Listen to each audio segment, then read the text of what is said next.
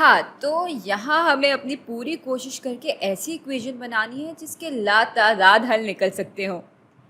और इस तरह की इक्वेशंस की निशानी ये होती है कि जब इसमें आप x की कोई भी कदर डालते हैं तो हर बार इक्वेशन के दोनों तरफ आपको एक ही जैसी कदर मिलती है। अब आगे बढ़ने से पहले ज़रा इस बाएं तरफ जो कुछ भी है इसको हम किसी तरह सुलझा लेते हैं। तो पहले ब्रैकेट खोलने से शुरू करते हैं। ये हो जाएगा 4 ज़रब x यानी 4x माइनस 4 ज़रब 2 हो जाते हैं 8 के बराबर। और फिर यहाँ एक x भी जमा हो रहा है तो इसको भी जमा कर देते हैं। और ये पूरी चीज़ बराबर होनी चाहिए 5x जमा किसी ऐसी कदर के जिससे इस इक्वेशन के लातादाद हल निकल सके। अब हम इसको मज़ीद हल भी कर सकते हैं। तो भाई 4x जमा 1x बराबर हो जाएंगे 5x के और -8 यूं ही आ जाएगा।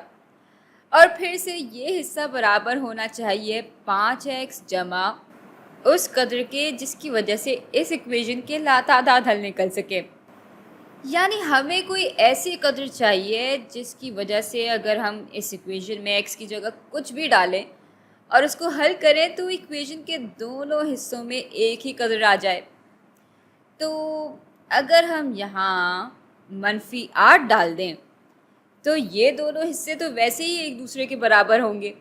यानी फिर यहाँ x की जगह हम भले ही कोई भी कदर डालें ये दोनों हिस्से बराबर रहेंगे और यूँ इस इक्वेशन के लातादाद हल निकल आएंगे।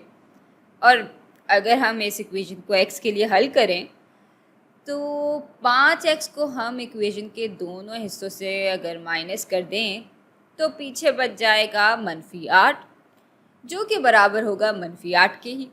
अब -8 तो x की किसी भी कदर के लिए -8 के ही बराबर होगा। तो इस इक्वेशन के वाकई लातादाद हल निकल रहे होंगे।